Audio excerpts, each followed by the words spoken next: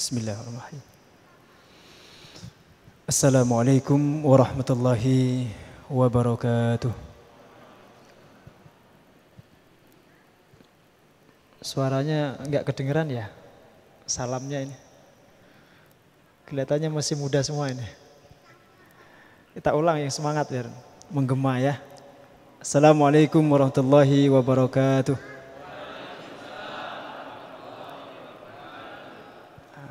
Baru itu dengeran suaranya. Alhamdulillah. Alhamdulillahilladzi arsala rasulahu bil huda wa dinil haqq liyudhhirahu 'ala dini kullih walau karihal musyrikun.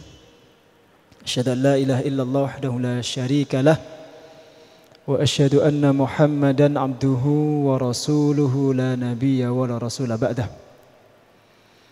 Thumma assalatu wassalamu ala rasulillahi wa ala alihi wa sahbihi wa mawalah. La hawla wa la quwata illa billah. Rabbi syrah li suduran, Rabbi syrah li sadri, wa yassir li amri, wahlul uqdatan min lisani yafqahu qawli. Allahumma la ilma lana illa ma'allamtana innaka antal alimul hakim. Fa'allimna ma yanfa'una wanfa'na bima 'allamtana walhamdulillahi ala kulli hal.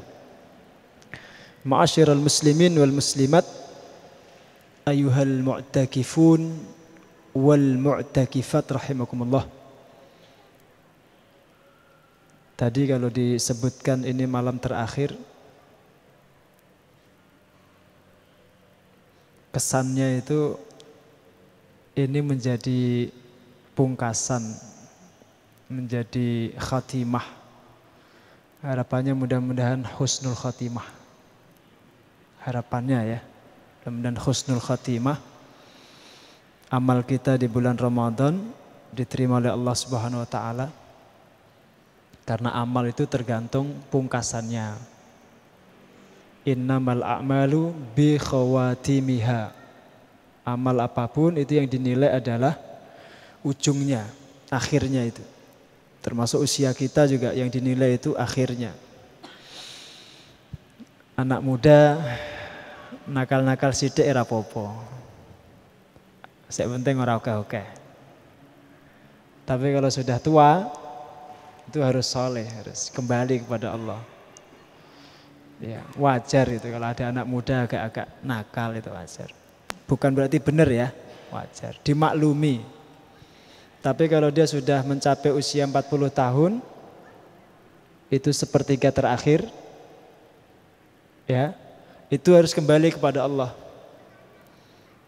Sama di awal Ramadan itu bolehlah amal kita biasa, itu kurang semangat, itu boleh. Tapi kalau sudah sepertiga terakhir, ya harus semangat. Makanya ada syariat iktikaf agar sempurna, optimal ibadah kita di akhir Ramadan ini. Karena tadi catatan amal itu tergantung akhirnya. Persis kalau kita lomba lari, itu yang dinilai bukan startingnya, bukan di awal kita mulai lari, tapi nilainya itu di finishnya. Ya, di finishnya itu nilainya itu. Meskipun awalnya dia lari duluan, kalau dia terakhir di finish tetap aja dia terakhir, buncit ya. Tapi kalau dia memulai, boleh jadi dia terlambat. Tapi kalau sampai garis finish duluan, dia juara. Nah, ini yang harus kita pahami. Oleh karena itu kenapa baginda Rasul itu kalau sudah memasuki 10 hari terakhir, beliau iktikaf. Bahkan masih minta dibuatkan tenda di dalam masjid itu, agar bisa fokus untuk berduaan saja dengan Allah. Maka di sebagian masjid termasuk di Istiqlal, di Masjid Raya Bandung, itu di belakang begitu itu sudah banyak tenda. Ya, meniru tradisi baginda Rasul sallallahu alaihi wasallam. Tapi tentu dengan kesepakatan dan izin takmirnya ya. Kalau nggak diizinkan jangan. Apalagi kalau tendanya pakai patok ya, nanti lantainya rusak semua. Ini yang pertama. Yang kedua, kita sampaikan salawat dan salam kepada junjungan kita Nabi Agung Muhammad sallallahu alaihi wasallam, uswatun hasanah, pemimpin dan suri tauladan kita semua. Jamaah sekalian, kemarin ketika saya dihubungi panitia, saya diminta bicara tentang fikih safar. Itu awalnya saya ragu, ini yang mau dikaji apa begitu. Saya baru teringat kalau ternyata kita itu punya tradisi mudik. Kita punya tradisi pulang kampung. Dan itu sangat tepat sekali kalau kemudian di akhir i'tikaf ini kita kaji fikih mudik ya. Ya. Jadi fikih mudik. Jadi kajian yang membahas seputar mudik dengan seluruh pernak-perniknya dari perspektif hukum fikih atau perspektif syariah. Tolong yang nanti punya persiapan atau pertanyaan seputar mudik ditanyakan. Yang jelas yang terkait fikih ya. Jangan yang terkait dengan THR. Kita nggak punya THR. Nanti kalau THR minta DSE aja, urusannya DSE. Jamaah sekalian, perjalanan itu di dalam bahasa Arab itu sedikitnya setahu saya itu ada dua istilah yang dipakai. Perjalanan yang disebut dengan dhihab, perjalanan dekat, dan safar, perjalanan jauh. Ini terkait dengan jarak ya. Jadi yang dekat itu namanya dhihab, pergi begitu. Yang jauh safar. Kalau dari rumah ke sekolah itu namanya dhahaba ilal madrasah, pergi ke sekolah. Tidak tepat kalau digunakan kata safara ilal madrasah, karena biasanya madrasah itu dekat. Kalau dikatakan safar ke sekolah itu enggak tepat. Tapi kalau dari Klaten ke Jakarta itu yang tepat safara ila Jakarta, pergi ke Jakarta. Tidak tepat kalau dikatakan dhahaba ila Jakarta, kurang pas, meskipun nggak salah, tapi kurang pas. Rasa bahasanya itu tidak pas itu. Itu bahasa Arab ya. Kalau dalam bahasa Indonesia sama saja, karena bahasa Indonesia itu miskin kosakata dan miskin kaidah. Lebih kaya bahasa Jawa. Iya. Bahasa Jawa itu kaya sekali. Banyak kata di dalam bahasa Jawa yang tidak ada dalam bahasa Indonesia. Contoh, miris. Bahasa Indonesianya apa? Miris ya? Hah? Nggak ada. Dalam? Apa bahasa Indonesianya? Nggak ada. Dilulu. Bahasa Indonesianya apa? Nggak ada. Kalau antum habis minum terus tidak haus lagi, itu bahasa Jawanya apa? Sampun tuwuk. Tuwuk itu apa bahasa Indonesianya? Nggak ada. Jadi bahasa Indonesia ini miskin.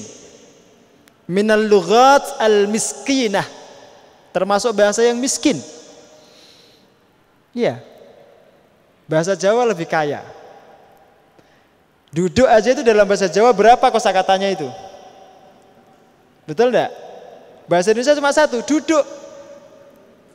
Bahasa Jawa itu lenggah, pinara, lungguh, dodok, ya kan? Itu bahasa Indonesia, bahasa Jawa. Bahasa Arab itu lebih kaya lagi. Dan nanti kalau kita temukan ilmu istiqaq, ilmu akar kata itu, kalau ada kata yang sama akarnya, hurufnya sama atau dari akar kata yang sama, itu maknanya akan ketemu, ada kaitan. Itu uniknya bahasa Arab. Ya. Safar itu secara bahasa maknanya menyingkap atau membuka. Kalau wanita membuka cadarnya itu asfaratil mar'atu niqabaha. Asfarat. wanita itu membuka cadarnya sehingga wajahnya kelihatan.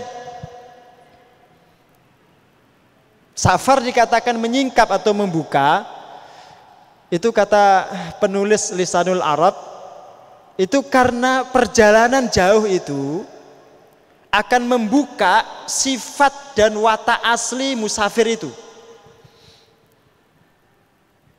Sampai situ paham? Jadi perjalanan jauh itu akan membuka watak asli orang yang bepergian. Kalau di tempat domisilinya mungkin watak asli itu tidak muncul, dia bisa menutupi. Tapi kalau perjalanan jauh akan terbuka, itu kelihatan. Yang pelit akan kelihatan, yang egois akan kelihatan, ya. Termasuk yang dermawan akan tampak, yang sensitif akan kelihatan. Pernah naik gunung? Pernah naik gunung? Dalam kondisi kita lelah, capek, ngantuk, dingin, itu watak asli akan muncul. Orang yang egois, dia tidak akan peduli dengan temannya. Jadi watak aslinya muncul. Makanya saran para ulama itu, kalau kamu ingin mengetahui watak seseorang, ajaklah dia bepergian jauh. Nanti kamu akan tahu siapa dia yang sebenarnya. Maka safar dalam bahasa itu maknanya menyingkap, membuka. Nah, secara istilah para ulama kita mengatakan safar itu keluar dari negeri tempat domisili ke tempat lain dengan jarak tempuh tertentu yang memungkinkan dia boleh melakukan qashar dan jamak sholat. Itu definisi istilah. Kalau dikatakan definisi istilah itu berarti secara fikih. Jadi sudut pandangnya fikih, ya. Jadi keluar dari satu negeri tempat dia tinggal, tempat dia mukim, ke negeri yang lain atau ke daerah yang lain. Jarak tempuhnya tertentu. Ini nanti menjadi debat para ulama ini, jarak tempuh ini. Yang jelas jarak tempuh itu membolehkan dia melakukan jamak atau qashar sholat. Itu safar, ya. Definisi istilahnya begitu. Kalau kita ditanya itu, hukumnya apa safar itu? Hukumnya safar itu apa? Bepergian jauh hukumnya apa, Pak? Tergantung motivasinya. Tergantung motivasinya. Sama kalau kita ditanya, hukumnya nikah itu apa? Kalau ada orang dengan cepat mengatakan sunnah, dia kurang ilmunya itu. Kurang ilmunya. Tergantung niatnya. Kalau niatnya nikah itu untuk menjaga diri dari zina, dia sudah dalam kondisi sangat ingin melakukan hubungan seksual dan dia mampu, maka wajib. Nikahnya itu jadi wajib. Dan bisa sunnah, termasuk bisa haram. Tergantung kondisinya. Ada orang yang niat nikahnya itu untuk mendolimi wanita, ya, menyakiti keluarganya. Jadinya apa itu? Haram. Jadi tergantung motivasinya. Dalam kaidah fikih dikatakan al-hukmu yaduru ma'a illatih. Hukum itu berputar bersama alasannya. Wujudan wa adaman. Kalau alasannya ada, maka hukumnya ada. Kalau alasannya tiada, maka hukumnya tiada. Jadi tergantung alasannya. Safar pun begitu. Maka para ulama membagi safar itu menjadi 3 bagian. Ada safar taat, ada safar maksiat, ada safar mubah. Ada 3, ya. Safar taat itu bisa wajib, bisa sunnah. Contoh, safar untuk haji dan umroh. Kalau haji umrohnya itu haji yang pertama, hukumnya wajib, maka perjalanannya wajib. Ya. Termasuk kalau dia punya keinginan untuk silaturahim, menyambung hubungan kekerabatan, itu hukumnya apa? Wajib. Bahkan ada seorang laki-laki, kalau kita baca di dalam hadis riwayat Imam Muslim yang dinukil oleh Imam Nawawi di dalam Riyadhus Shalihin, itu ada laki-laki yang dia ingin melakukan perjalanan, ingin mengunjungi saudaranya itu. Di tengah perjalanan dia ditanya oleh malaikat yang menyerupai sosok seorang laki-laki, hendak kemanakah engkau? Laki-laki itu mengatakan, saya ingin mengunjungi saudaraku. Kenapa kamu ingin mengunjungi dia? Malaikat mengatakan, karena aku mencintainya karena Allah. Aku mencintainya karena Allah. Maka apa kata malaikat itu? Saya adalah utusan Allah untukmu, untuk mengabarkan kepadamu bahwa Allah mencintaimu karena kamu mencintai dia. Ini perjalanannya adalah perjalanan yang sifatnya apa? Taat, dalam rangka kebaikan, menyambung silaturahim, menyambung hubungan persaudaraan. Itu sifatnya taat, perjalanan yang baik. Tapi perjalanan untuk berzina, untuk mencuri, merampok, berjudi, itu safar maksiat. Itu perjalanan yang isinya maksiat. Nah, nanti para ulama fikih berdebat tentang apa hukumnya jamak qashar bagi orang yang niat perjalanannya itu untuk maksiat. Boleh atau tidak? Mau ke Las Vegas, mau ikut judi di sana, umpamanya ya, boleh tidak dia menjamak qasharnya ketika dia di sana itu? Ini orang berjudi, tapi kalau datang waktu sholat, ingat sholat dia. Ini model-model orang yang tobat maksiat itu, tomat. Ya, hukum jamak qasharnya boleh atau enggak? Itu diperdebatkan oleh para ulama. Mayoritas ulama mengatakan enggak boleh, karena safarnya maksiat. Perjalanannya itu dalam konteks maksiat kepada Allah. Maka rukhsah itu, keringanan syariat itu enggak diberikan kepadanya. Ini contoh aja. Nah, safar yang sifatnya mubah, yang boleh itu contohnya safar untuk berdagang, niaga ya. Kemudian safar untuk piknik, asal tidak ke tempat-tempat yang maksiat, diperbolehkan. Bahkan ada beberapa ayat yang menganjurkan kepada kita untuk melakukan perjalanan agar wawasan kita berkembang, cakrawala kita luas, begitu. Bahkan Imam Syafi'i mengatakan begini, ini catatan saya ini dari Diwanus Syafi'i, tagharrab 'anil awtani fi talabil ula wasafir fa fil asfari khamsu fawaid tafarruju hamin wa iktisabu ma'ishatin wa ilmin wa adabin wa suhbatu majid. Ini kalimat beliau. Coba terjemahkan. Tagharrab, berkelanalah, berpetualanglah. Disuruh berpetualang oleh Imam Syafi'i itu. Dari negerimu untuk mencari keluhuran, mencari kemuliaan. Wasafir, dan lakukanlah perjalanan jauh. Fafil asfari khamsu fawaid, karena dalam perjalanan jauh itu ada 5 faidah, ada 5 manfaat. Kata beliau, apa yang pertama? Tafarrujuham, menghilangkan kesedihan. Ini saran saya untuk para suami, kalau lagi dimarahi istrinya, pergi Pak. Biar kegelisahannya, kesedihannya itu hilang. Begitu kata Imam Syafi'i. Nah, di rumah terus judek, ya, pusing nanti. Mau habis dimarahi, pergi. Lakukan perjalanan jauh. Nanti fresh. Pulang-pulang hilang masalahnya itu. Waktisabu ma'isyah.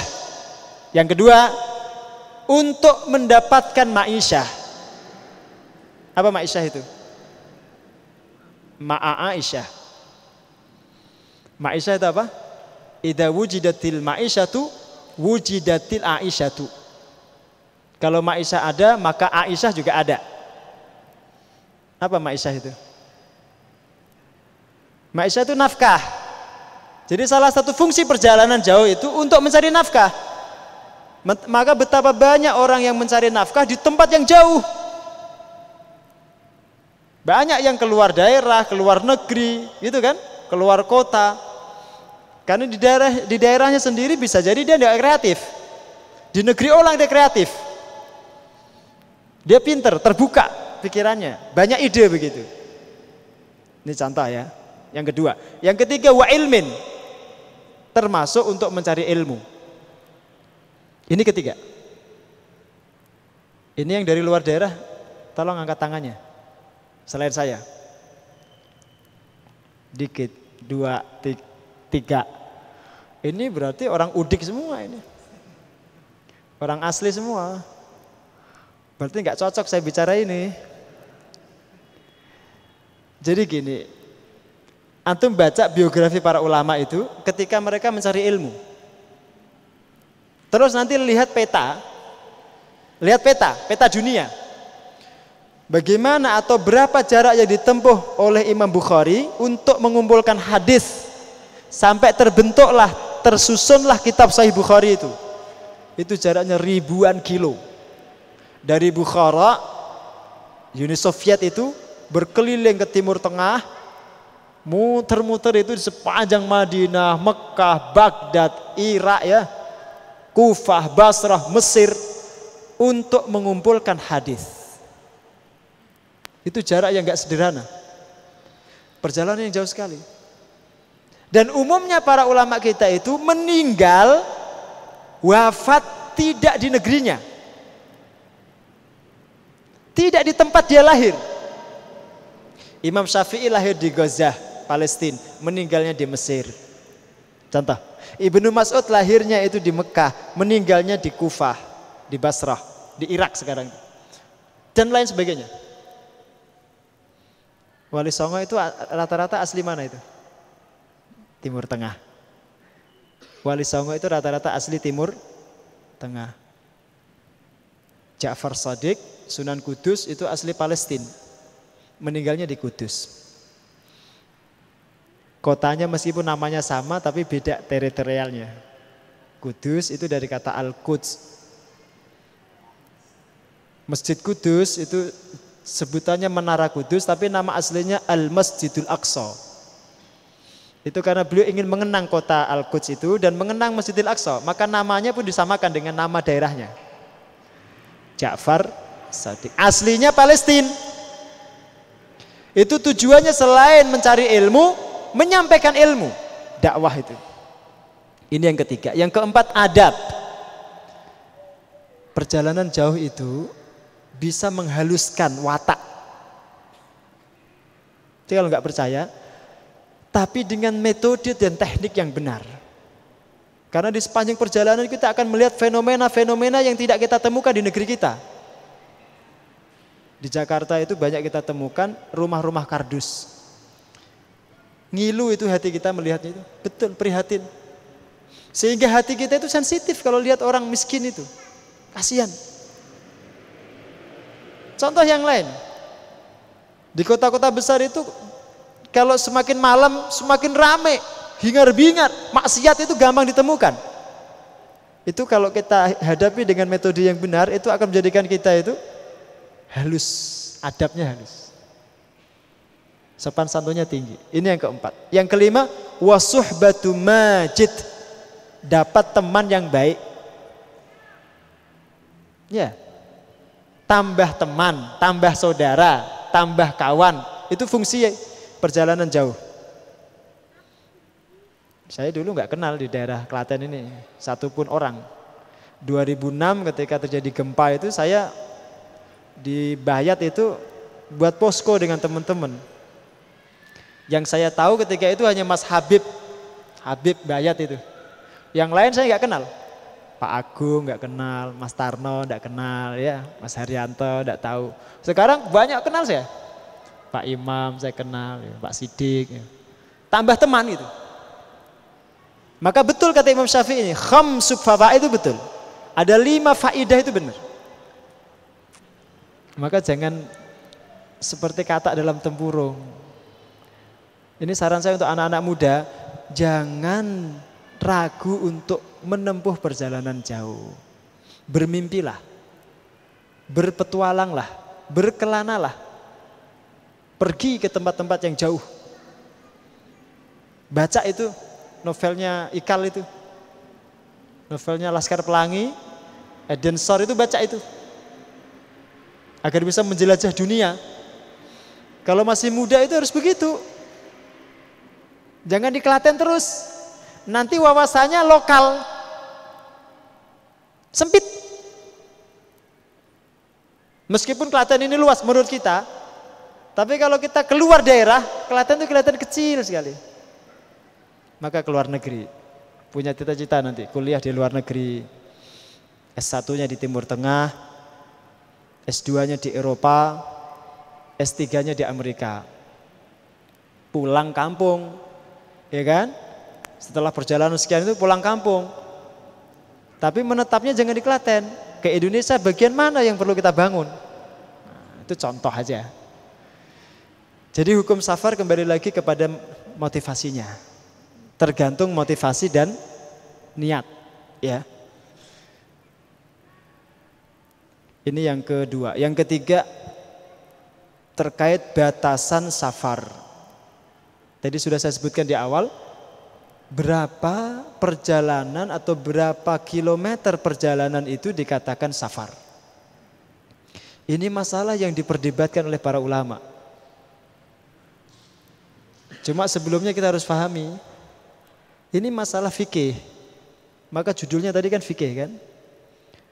Saya sering mengingatkan jamaah, masalah fikih itu sejak awal kalau kita mau mengkaji fikih, itu harus menyiapkan mental untuk berbeda. Harus siap berbeda. Jangan memaksakan orang dalam masalah fikih. Tidak bisa. Karena memang begitu oleh Allah didesainnya. Masalah fikih itu pasti ada perbedaan. Kalau kita ingin memaksakan orang itu sama dengan kita, nanti kita akan pusing sendiri. Contoh lah, kalau kita lihat salat tarawih itu berapa pendapat? Salat tarawih itu jumlah rakaatnya ada berapa pendapat itu? Ya segini banyak, enggak ada yang jawab. Pinten Pak? Ada berapa pendapat? 2. Oke, apa saja itu? Berapa rakaat? 11 rakaat dengan witirnya, terus 23 rakaat dengan witir. Berarti masih perlu baca lagi. Ada yang 39 dengan witirnya itu. Ada yang 41 rakaat dengan witirnya. Jadi kalau kita ingin memaksakan orang untuk ikut kita, pokoknya 11. Itu tanda kalau ilmu kita masih sedikit. Masih harus terus belajar. Oke lah, umpamanya kita ambil 11 rakaat. Cara mengerjakannya ada perbedaan atau enggak? Tuh kan, sepakat 11 saja itu ada perbedaan cara mengerjakannya. 2 rakaat salam atau 4 rakaat salam. Itulah fikih. Itulah fikih. Maka sejak awal kita harus siapkan diri. Harus berbeda itu biasa. Ya berbeda itu biasa dalam masalah fikih itu. Semakin indah Islam itu. Semakin indah. Kalau di Masjidil Aqsa berapa rakaat? 2 gelombang. Bagus itu. Asal setelah sholat gak gelutan aja. Ya. Karena di Mesir itu pernah terjadi kan. Saya sering ceritakan ini. Ada tarawih itu dua jamaah. Dengan 2 imam. Sebelah kanan itu 11 rakaat. Sebelah kiri 23 rakaat. Bar sholat tarawih gelut. Iya. Yang ngomandu imamnya. Antemin, serang. Imamnya Pak Imam. Rame masjid itu orang gebuk-gebukan gara-gara 11 atau 23 itu. Ada seorang ulama lewat. Karena melihat keributan di masjid itu maka beliau cepat-cepat masuk masjid dan menenangkan jamaah. Jamaah diminta untuk tenang, duduk semua. Setelah mereka duduk semua, imamnya disuruh maju. Ayo imamnya maju. Ternyata yang maju 2 orang, Pak. Kan masjid gak boleh 2 imam kan? Kenapa gak boleh? Nanti kakean gaji itu. Pengeluarannya terlalu banyak. Ketika yang maju 2 orang ini kaget ini. Ulama ini kaget. Loh, kok imamnya 2 orang? Iya. Tadi kami sholat dengan 2 versi. Maka karena itu kami bertengkar. Oke, duduk semua. Saya mau tanya sekarang. Menurut kalian, sholat tarawih itu hukumnya apa? Menurut kalian? Tidak menurut saya. Apa hukumnya sholat tarawih itu? Sunnah. Paling banter sunnah apa? Sunnah muakkad. Saya katakan paling banter itu, mohon maaf tidak untuk meremehkan ya. Tidak ada sunnah yang remeh. Menjaga ukhuwah hukumnya apa? Wajib. Bertengkar, apalagi di masjid, hukumnya apa? Dosa. Coba, ulama ini kemudian mengingatkan, kalian itu bagaimana? Masa yang sunnah dibela-belain, yang wajib ditinggalkan, yang dosa kalian lakukan? Ini kan orang seringkali meributkan yang sunnah itu, melupakan yang wajib. Gara-gara sunnah itu kita malah bertengkar. Ya, ini satu hal, kalau kita pandang dari sisi fikih tadi, gampang jawabnya. Itu masalah khilafiyah, toleransi, selesai. Maka di dalam masalah batasan safar ini pun para ulama berbeda pendapat. Imam As-San'ani di dalam Subulus Salam menyebutkan ada 20 pendapat. Nanti tolong dicek sendiri itu. Subulus Salam. 20 pendapat. Apa gak pusing tak tuh dengar 20 aja itu? Ora tekan aku, Kang. Kitabe ora tau roh aku. Iku sik bentuke piye kitabe iku? 20 pendapat. Nah, orang awam itu kadang-kadang tidak baca kitabnya merasa tahu. Terus merasa paling benar. Tapi 20 pendapat ini kalau diringkas itu cuma 4. Kalau mau diringkas itu cuma 4. Yang pertama, pendapat yang mengatakan tergantung jaraknya. Kalau tidak tercapai jaraknya maka tidak dikatakan safar. Sehingga orang tidak boleh qashar, tidak boleh jamak. Jaraknya itu berapa? Mereka berbeda-beda pendapatnya di situ. Tapi yang paling masyhur adalah pendapat Imam Syafi'i, 85 km. Kalau konversi saat ini ya. Sebelum 85 km itu orang tidak boleh mengqashar dan menjamak sholat. Ini pendapat Imam Syafi'i. Oke, ini disimpan dulu ya. Yang punya pendapat ini jangan merasa paling benar dulu. Nanti kalau ternyata dikupas kembali ternyata itu pendapat yang paling lemah, nanti malah kecewa. Oh, ternyata yang saya ikuti selama ini pendapat yang paling lemah. Maka ditahan dulu. Di tengah-tengah kita ini banyak orang pinter. Yang di depan ini belum tentu benar. Dia hanya penyampai saja. Nanti kalau ada yang salah silahkan didebat. Karena ini kajian ilmiah ya. Ini satu. Yang kedua terkait jarak tempuh. Jarak tempuh itu maksudnya berapa hari, berapa jam itu. Tidak terbatas pada kilometer. Ada yang mengatakan perjalanan 1 hari 1 malam dengan onta. Kalau zaman sekarang onta itu berapa kilometer per jam? Tergantung ontanya Ustaz. Ontanya kalau puasa ya paling 10 km per jam. Ya kan? Kalau ontanya habis makan ya kenceng dia. Ya. Itu tergantung juga. Perjalanan 1 hari 1 malam. Ada yang mengatakan 3 hari 3 malam. Jadi batasannya waktu. Ini yang kedua. Yang ketiga, terkait dengan uruf. Uruf itu kebiasaan masyarakat setempat. Kebiasaan masyarakat setempat. Kalau masyarakat mengatakan ini perjalanan jauh, maka disebut safar. Kalau masyarakat pada umumnya menganggap itu perjalanan dekat, maka tidak disebut safar. Tergantung, Mas. Dan di desa dengan di kota itu berbeda. Orang kota bilang dari RSI sampai alun-alun itu jauh. Jauh, Pak, orang kota.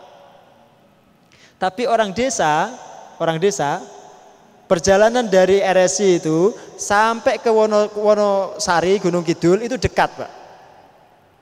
Apalagi orang gunung. Saya pernah tanya di Tawangmangu itu, Pak, tahu alamat ini enggak? Ya deket aja itu. Muter-muter itu, jauh sekali itu. Kanan kiri, naik, turun, naik. Katanya deket. Tapi persepsi mereka deket karena biasanya mereka itu jalan kaki itu jauh. Kan tergantung. Nah, maka dikembalikan pada uruf, adat atau pandangan masyarakat setempat. Ini pendapat yang ketiga. Pendapat yang keempat mutlak. Enggak ada batasan sama sekali. Enggak ada sama sekali batasan. Coba dilihat di ayat 101 surat An-Nisa. Tolong yang bawa mushaf dibuka. Itu dasar pendapat yang keempat. Tolong dilihat. Ayat 101 surat An-Nisa.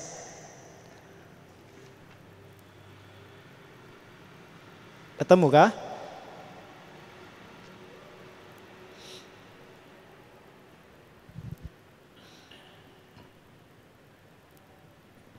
Saya itu sering guyon ya, yang nggak bawa mushaf itu apal Quran ya.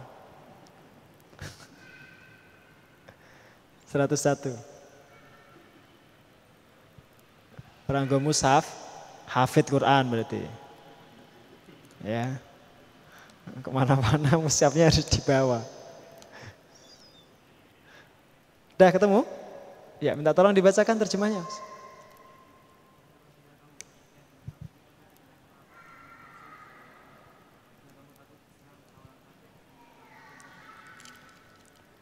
Yang lebih kenceng, yang lain dengar.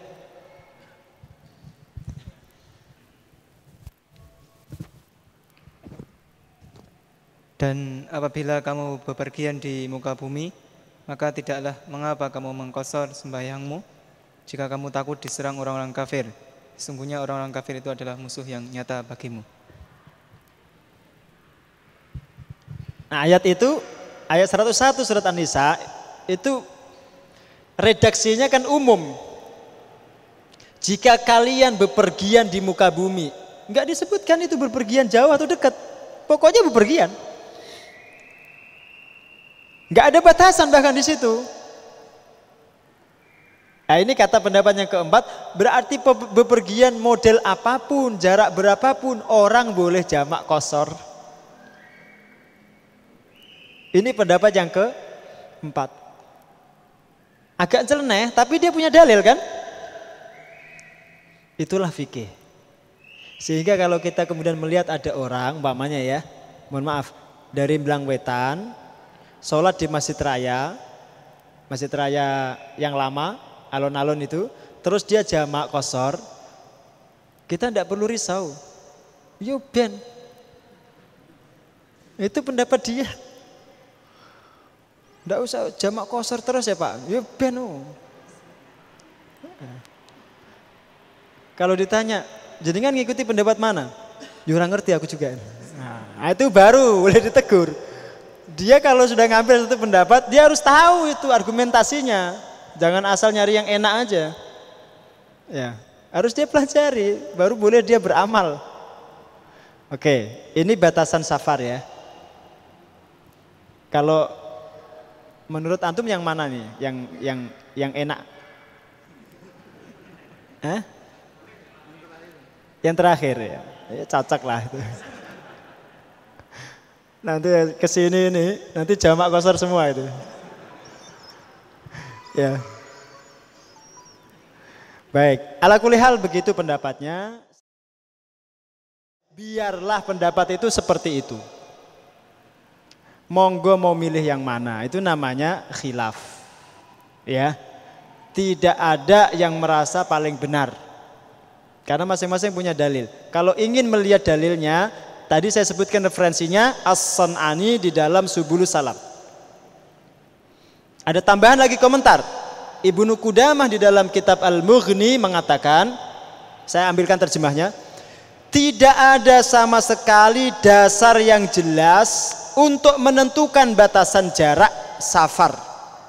Karena menetapkan batasan jarak safar memerlukan dalil, baik dari Allah maupun dari Rasulullah.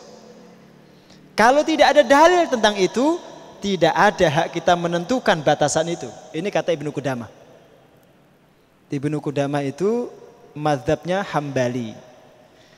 Tapi Imam Ahmad bin Hambal sendiri pendapatnya mirip Imam Syafi'i. Mirip. Kalau tidak sampai 85 kilo tidak boleh jamak qashar. Tapi muridnya Ibnu Qudamah punya pendapat yang berbeda. Itulah Islam. Guru tidak boleh memaksa murid. Dan murid tidak harus fanatik dengan gurunya. Islam ini bukan agama doktrin. Bebas kita milih itu. Ya, bebas kita milih. Merdeka. Independen, asal ilmiah. Ya, sekali lagi asal ilmiah ya. Tidak nyari enaknya aja. Giliran kawin mut'ah. Enak banget tuh. Mut'ah, rong dino, telung dino ganti, kan? Kalau itu milih yang mana itu? Kawin, masalah kawin. Milih mut'ah. Kalau itu enggak, dasarnya lemah itu ya. Jangan dipakai. Baik. Kita masuk ke ada satu hadis ini saya bacakan ya. As-safaru qit'atun minal adab. Yamna'u ahadukum naumuhu wa ta'amuhu wa syarabuhu. فَإِذَا قَضَ أَحَدُهُمْ نَحْمَتَهُ فَلْيُعَجِّلْ إِلَى أَهْلِهِ. Ini satu hadis yang konotasinya itu melarang kita bepergian. Konotasinya secara tersirat. Rasul mengatakan, safar itu adalah sepotong azab, sepotong siksaan. Menyiksa. Karena safar itu bisa mencegah seseorang dari tidur, dari makan, dari minum. Maka kalau orang itu sudah selesai urusannya, segeralah kembali kepada keluarganya. Jadi Rasul mengatakan dalam hadis ini, safar itu menyakitkan, melelahkan. Bahkan dikatakan sepotong azab. Ini hadis ini sering disalahpahami. Sebagian orang menganggap bahwa hadis ini adalah larangan untuk melakukan perjalanan. Tidak, ini hanya menceritakan salah satu resiko perjalanan itu yaitu lelah. Kurang tidur, kurang makan. Tapi ini zaman dulu. Ya, zaman dulu ketika transportasi masih sulit. Orang sekarang melakukan perjalanan dari Jogja, bandara itu, ke Papua, itu lebih cepat daripada Klaten ke Jogja. Jalan kaki. Ya. Jalan kaki ya. Karena pesawat, mau ke bandara juga diantar mobil, full AC, ya kan? Sampai di bandara nunggunya di lounge. Di situ banyak sekali fasilitas, wifi, makan, minum, ruangan ber-AC.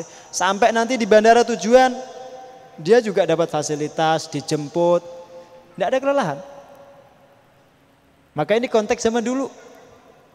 Cuma satu saja yang sekarang masih ada, berpisah dengan keluarga. Itu menyakitkan loh. Ya, lama.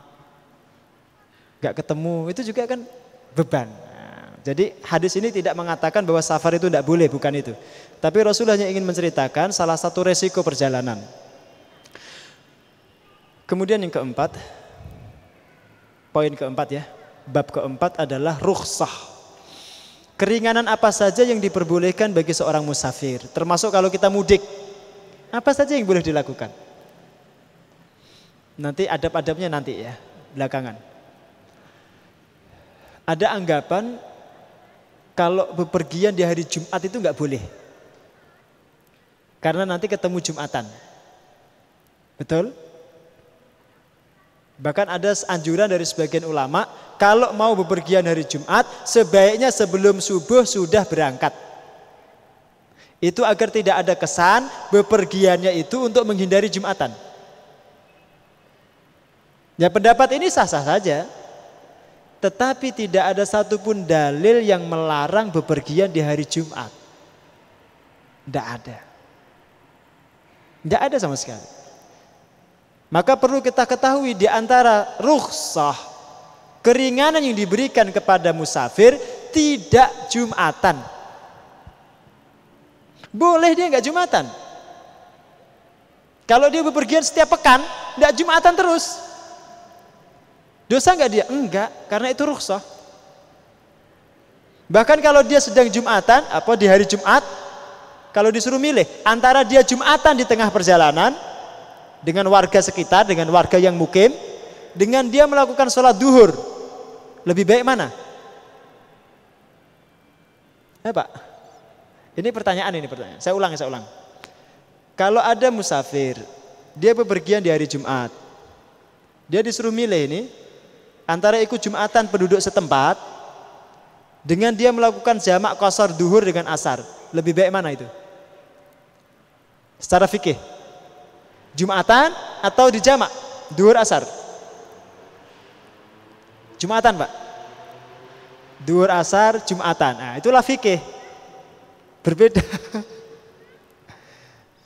Afdolnya itu menurut pendapat yang paling kuat, Jumatan itu kalah dengan jamak qashar. Jadi lebih afdol jamak qashar duhur dengan asar. Coba. Kecuali kalau jenengan berhenti pas mau Jumatan itu berhentinya di masjid, itu kecuali. Jenengan kalau melihat jamaah Jumat ya harus ikut.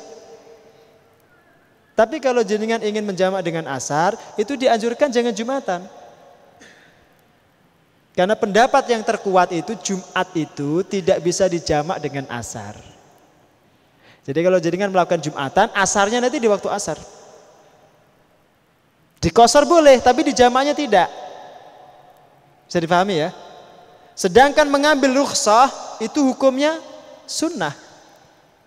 Rasul mengatakan shadaqatun tasaddaqallahu biha alaikum faqbalu sadaqatahu. Qashar itu sedekah dari Allah. Allah sedekah kepada engkau, maka terima sedekahnya. Itu qashar. Jamak qashar itu kata Rasul sedekah dari Allah. Dan kita dianjurkan menerima. Maka lebih baik jamak qashar duhur dengan asar. Ya, lebih baik menurut mayoritas ulama. Ini satu. Yang kedua, rukhsah bagi musafir itu adalah mengqashar sholat. Qashar itu meringkas sholat yang 4 rakaat. Maka istilah yang lengkap itu qasrus sholawatir rubaiyah. Itu lengkapnya begitu. Meringkas sholat yang 4 rakaat. Agar tidak ada persepsi bahwa semua sholat itu boleh diringkas. Subuh jadi 1, maghrib 1,5, bangun dari rukuk salam. Ya, jadi yang boleh diqashar itu hanya yang 4 rakaat. Yang tidak 4 rakaat tidak boleh diqashar. Maghrib itu tidak bisa diqashar. Maghrib itu 3 rakaat utuh, tidak boleh jadi 2 rakaat. Ini tanda ya bahwa ilmu ini harus masih sering disampaikan. Ini tema yang harus banyak dikaji. Karena kalau amal ibadah kita nggak berdasarkan ilmu ya nggak sah nanti. Oke, jadi yang 4 rakaat ya.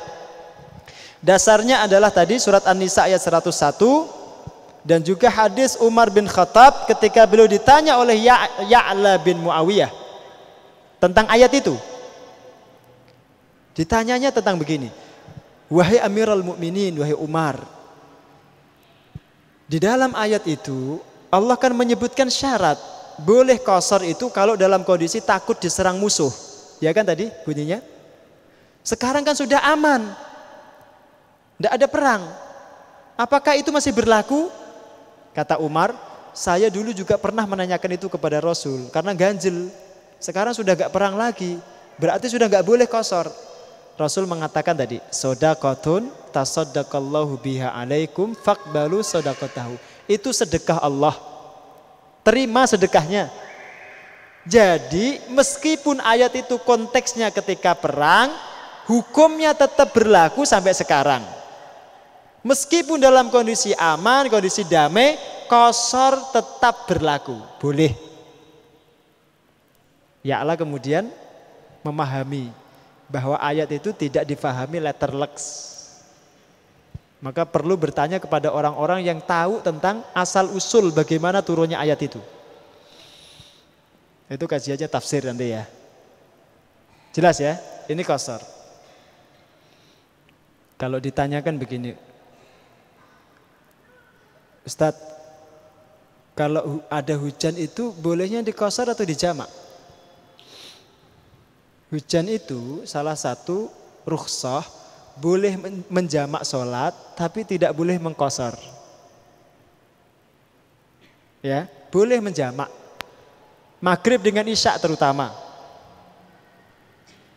Meskipun hujannya tidak deras. Bahkan Imam Malik mengatakan meskipun sudah tidak hujan, kalau jalan becek boleh jamak maghrib dengan isya, boleh. Kata beliau boleh. Boleh itu bukan berarti dianjurkan ya. Boleh. Ini agar masyarakat juga diberikan pembelajaran gitu.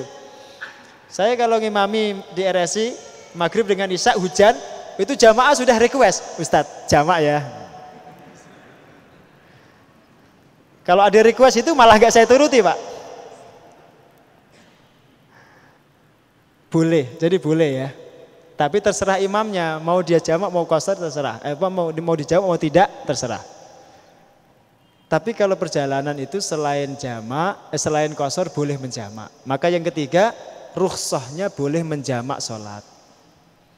Jamak itu menggabungkan dua sholat di salah satu waktunya. Di salah satu waktunya. Ada tradisi Rasulullah, kalau beliau berangkat, bukan mudik, ya keluar daerah gitu. Berangkat beliau sebelum matahari tergelincir, sebelum duhur, maka beliau melakukan jamak takhir. Duhurnya diakhirkan sampai waktu asar, nanti dijamak dengan asar. Itu kalau timing perginya sebelum duhur. Tapi kalau beliau berangkat setelah duhur ya, maka dijamak takdim, dilakukan di waktu duhur. Duhur, asar, baru perjalanan. Maghrib dengan isya pun begitu. Ini tradisi Rasul. Maka kita ketika mau jamak qasar juga meniru model begitu. Tetapi diingatkan oleh para ulama, kalau jamak takdim itu setelah keluar dari batas daerah kita. Karena ada hadis, ini hadisnya begini. Saya bacakan ya. Qala Anas berkata, "Shallaitu dzuhra ma'an nabiyyi bil Madinati arba'an." Saya salat duhur bersama Nabi di Madinah 4 rakaat. Wa bidzil Hulaifah raka'ataini. Tapi kalau sampai di Dzil Hulaifah, saya salat 2 rakaat bersama Nabi. Jadi kalau masih di Madinah itu 4 lengkap. Kalau di Dzil Hulaifah sudah keluar dari Madinah 2 rakaat di qasar. Jadi boleh jamak qasar itu kalau sudah keluar dari daerah, terutama yang qasarnya itu keluar dari wilayah tempat tinggal kita, ya kampung lah gitu ya, desa, baru boleh melakukan qasar sholat. Ini yang kedua. Yang ketiga, yang keempat, boleh tidak berpuasa. Musafir boleh tidak berpuasa. Apalagi kalau mudiknya jarak jauh, Jakarta, Banyuwangi, naik motor, berenam sama anak istrinya. Di belakangnya kardus 2 tumpuk. Ya, di depannya anaknya 3, di tengah 2, di belakang 1. Istrinya ditaruh di roda. Ada temen itu rumahnya Kudus, pulang dari Jakarta itu berenam naik motor.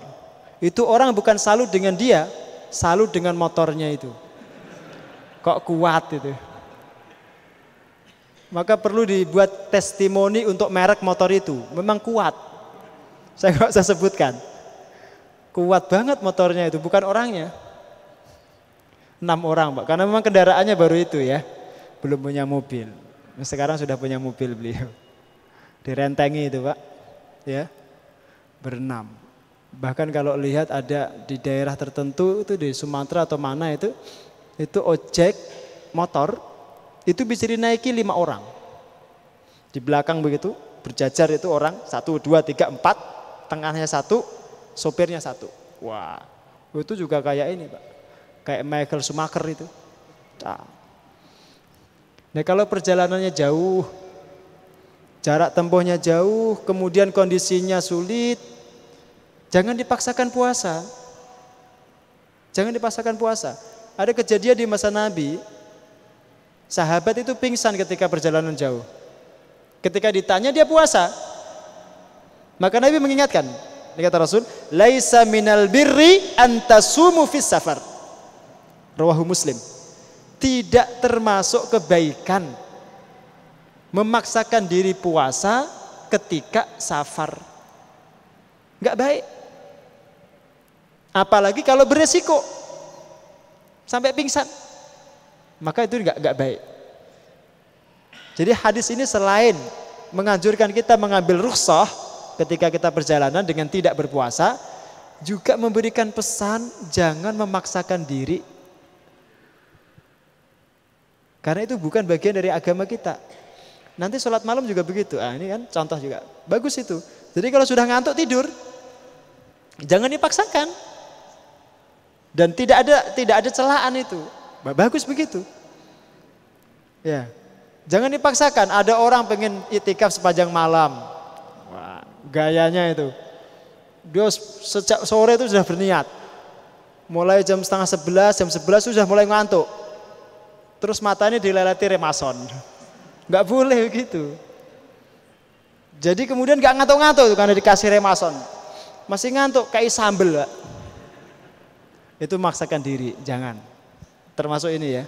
Jadi kalau perjalanan jauh, kondisi badan tidak memungkinkan, nanti kalau dipaksakan malah sakit, batalkan puasanya. Ganti dengan hari yang lain. Coba dilihat Al-Baqarah 184. Tolong dibuka. 184. Kalau 183 itu kan sudah sering dihafal kan? 184. Sabun, Pak? Terjemahnya ada? Ya, silakan dibaca.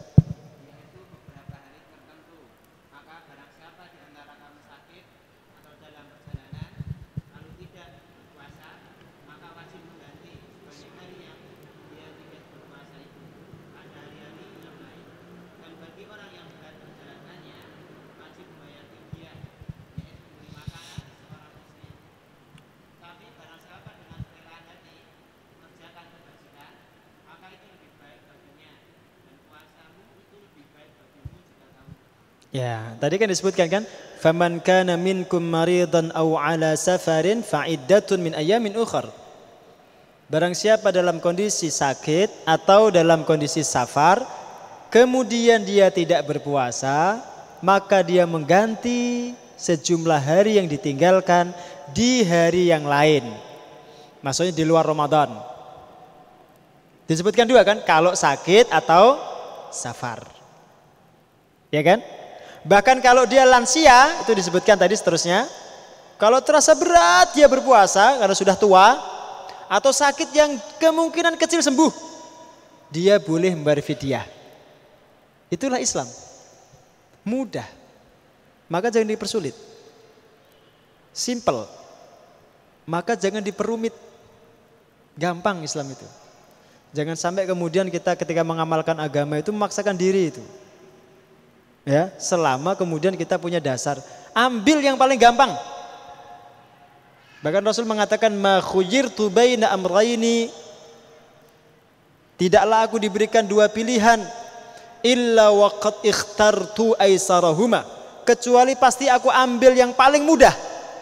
Malam yakun ba'san, selama pilihan itu bukan dosa. Suruh ngambil yang paling gampang. Ya. Nah, ini makanya kalau ada pertanyaan, Ustadz itu kalau profesinya dia sopir, kan terus di jalan itu, bepergian terus kan, bagaimana itu Ustadz puasanya? Sepanjang tahun itu dia, Bang Toyib, tidak pernah di rumah kan, terus itu bepergian terus. Dan untuk mengganti di hari yang lain nggak ada waktu karena dia cutinya hanya paling seminggu 2 minggu, umpamanya ya. Sementara dia nggak puasa 1 bulan itu. Bagaimana itu? Suruh bayar fidyah, memang begitu. Kecuali kalau memungkinkan dia mengganti dengan puasa. Termasuk yang di pelayaran itu kan berbulan-bulan dia tidak pulang. Kalau dia tidak kuat ya, maka boleh dia bayar fidyah. Bahkan ada fatwa dari Majelis Ulama untuk pilot itu sebaiknya tidak berpuasa. Karena banyak kejadian kecelakaan pesawat itu karena pilotnya puasa, kemudian konsentrasinya berkurang karena dehidrasi. Terjadilah kecelakaan. Yang diambilkan resiko yang paling ringan, resiko dirinya yang dia nggak puasa itu. Daripada keselamatan penumpang yang sekian banyak, itulah fikih ya. Fikih itu memudahkan dan menyelamatkan. Ini yang keempat. Yang kelima, boleh mengusap khuf sepatu selama 3 hari 3 malam. Ini satu rukhsah. Ketika wudu tidak usah melepas sepatunya, cukup diusap bagian atasnya. Terutama ini kalau perjalanan darat.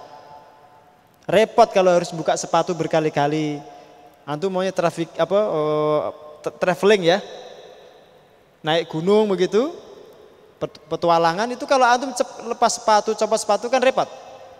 Maka ada keringanan, boleh tidak melepas sepatu kalau perjalanan itu 3 hari 3 malam. Tapi syaratnya satu, ini ada syaratnya ya. Sepatunya dipakai dalam kondisi suci. Kita sudah bersuci dulu itu. Baik hadas kecil maupun hadas besar. Yang kedua, sepatunya itu memenuhi syarat. Dalam mazhab Syafi'i itu sepatunya tidak tembus air. Kata Imam Syafi'i, meskipun itu bukan syarat yang mutlak menurut ulama yang lain. Melebihi mata kaki tingginya itu.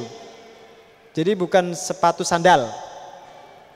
Dan sepatu yang menutupi seluruh kaki, paling minim sampai mata kaki.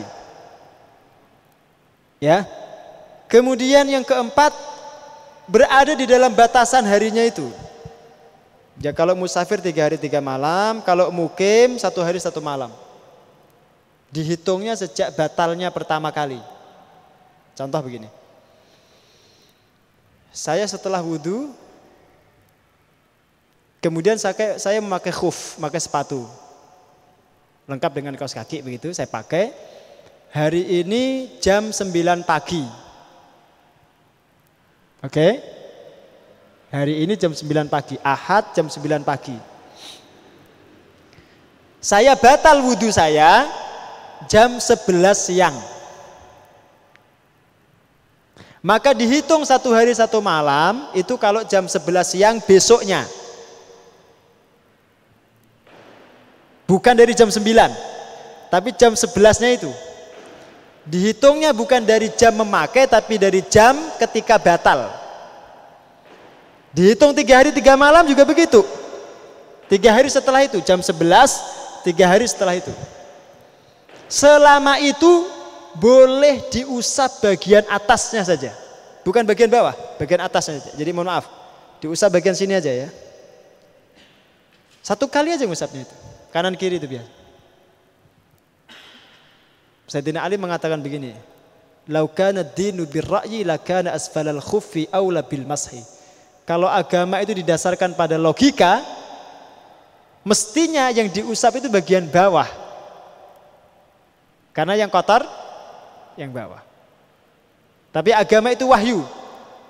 Tawakuf, mengikuti Nabi apa adanya. Nah ketika Nabi mencontohkan yang diusap itu khuf bagian atas, ya kita bagian atas. Paham? Itu rukhsah ya. Jadi boleh tidak melepas sepatu ketika safar. Tapi syaratnya tadi. Kemudian syarat yang kelima, sepatu itu tidak dilepas. Kalau sudah dicopot maka rukhsah itu batal, nggak berlaku. Maka kalau zaman dulu orang buang air kecil, buang air besar, sepatunya dipakai. Karena kalau dicopot, ketentuan itu tadi hilang. Kecuali kalau hadas besar. Kalau hadas besar harus dicopot, mandi besar, wudhu seperti biasa. Nah, nanti dipakai lagi. Bisa dipahami ya? Oke. Kemudian yang berikutnya, boleh tidak sholat sunnah rawatib. Mohon maaf, boleh sholat sunnah di atas kendaraan. Ini dulu. Boleh sholat sunnah di atas kendaraan. Kalau sholat sunnah, boleh dilakukan di atas kendaraan. Tapi kalau sholat wajib tidak. Kecuali kendaraan yang tidak memungkinkan kita turun. Pesawat. Pilot, aku harap sholat ya. Dunsik. Enggak bisa.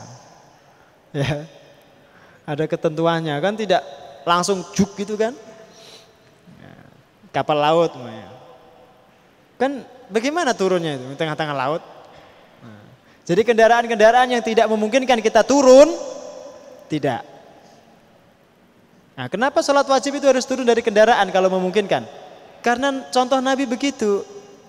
Kata Ibnu Umar, Nabi itu biasa melakukan sholat di atas kendaraan, kemanapun kendaraan itu pergi, menghadap. Tapi kalau sholat fardu, Rasul turun dari ontanya, menghadap kiblat.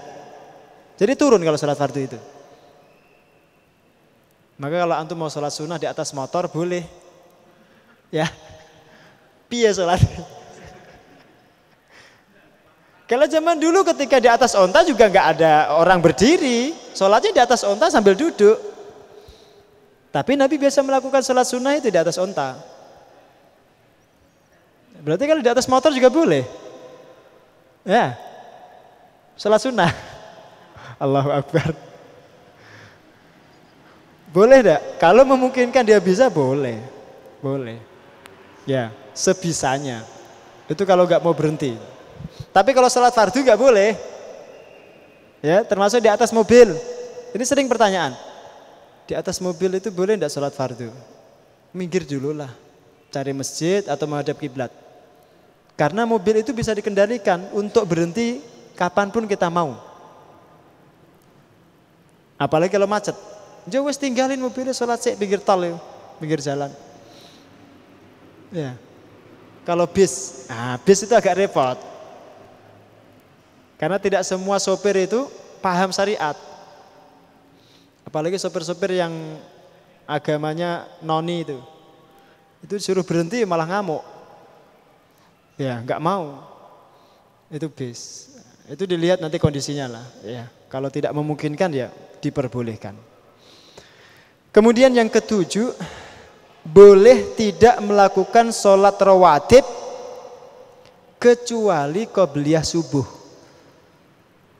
Jadi Nabi itu meskipun bepergian jauh tidak pernah meninggalkan qobliyah subuh atau sholat sunnah fajar itu, tidak pernah. Tapi qobliyah yang lain, rawatib yang lain itu beliau tinggalkan. Terutama kalau terburu-buru. Jadi pengen cepat sampai tujuan begitu. Itu Nabi tidak melakukan sholat rawatib. Ini yang ketujuh. Baik, kemudian yang terakhir di antara adab-adab safar itu yang pertama dianjurkan banyak berdoa. Doa yang sudah kita kenal semua itu ya. Subhanalladzi sakhkhara lana hadza wa ma kunna lahu muqrinin wa inna ila rabbina lamunqalibun. Meskipun Sayyidina Ali mencontohkan ketika beliau mau naik ke onta itu, ketika beliau meletakkan kakinya di pelana onta, beliau membaca Bismillah. Ketika sudah di atas punggung onta, Alhamdulillah, baru Subhanalladzi sakhkhara lana hadza gitu. Jadi agak lengkapnya begitu. Yang intinya sebenarnya dalam kondisi perjalanan itu kita dianjurkan banyak berzikir, mengingat Allah. Karena kondisi di perjalanan itu tidak menentu. Dan paling mudah itu berlindung kepada Allah. Termasuk kalau kita berhenti atau singgah di satu tempat, dianjurkan untuk berbicara kepada bumi tempat kita tinggal itu. Ngomong, ya ard, inna rabbi wa rabbukallah. Wahai bumi, sesungguhnya Tuhanku dan Tuhanmu adalah Allah. Agar dia tidak mengganggu. Termasuk kalau ada penunggunya, ya, demit. Ada apa istilahnya kalau di ini, demit ya, genderuwo. Agar dia nggak mengganggu. Itu diajak bicara dulu, diomongi gitu. Boleh dengan bahasa Indonesia. Tunggal guru aja ganggu. Podo. Berarti dari padepokan yang sama itu. Ya enggak, diomongi tadi seperti tadi ya. Sesungguhnya Tuhanmu dan Tuhanku adalah Allah. Jangan mengganggu. Saya tinggal sejenak di sini, tidak boleh mengganggu. Diomongi dengan bahasa Indonesia kalau kita nggak bisa bahasa Arab. Ini ada satu kisah ya. Di masa Sayyidina Umar, ketika Amr bin As itu menaklukkan Mesir, Amr bin As itu melihat ada satu tradisi yang dilakukan orang-orang Mesir, terutama yang ada di pinggir sungai Nil. Pada bulan tertentu itu mereka melakukan semacam ritual persembahan perawan untuk sungai Nil itu. Karena kebiasaan. Kalau tidak dilakukan maka sungai Nil itu akan kering. Maka Amr bin As mengatakan begini, tidak usah kalian lakukan lah, itu tidak ada dalam tradisi Islam. Jangan. Kata orang-orang Mesir, orang-orang Kipti itu, nanti kalau kering Anda yang tanggung ya. Begitu kan? Oke, saya tanggung.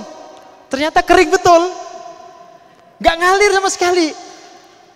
Maka Amr bin As agak bingung, kirim surat pada Umar. Nih, Amr bin As sahabat loh, tapi juga bingung itu. Kirim surat pada Umar. Akhirnya Umar menulis surat balasan. Di dalam surat itu ada nota, ada memo. Memo itu isinya perintah kepada sungai itu untuk mengalir. Sungai disuruh sama Umar itu, kamu ngalir gak itu? Sungai, Tuhanmu adalah Allah, Tuhanku juga Allah. Dalam memonya itu ya, kurang lebih begitu. Kalau mengalirmu itu karena dirimu, karena nafsumu, silakan kamu gak mengalir. Tapi kalau kamu mengalir itu karena Allah, atas perintah Allah, harus mengalir. Memo itu kemudian oleh Amr bin As dilemparkan ke tengah-tengah sungai Nil itu.